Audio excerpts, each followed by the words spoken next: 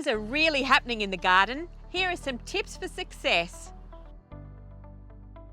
Australian native plants are wonderful to include in your garden, and they provide a great source of food for local birds and wildlife.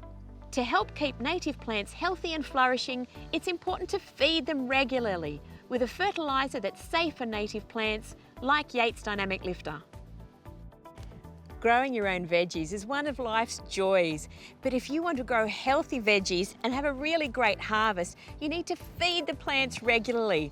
It's as easy as applying fertiliser around the root zone every 6 weeks.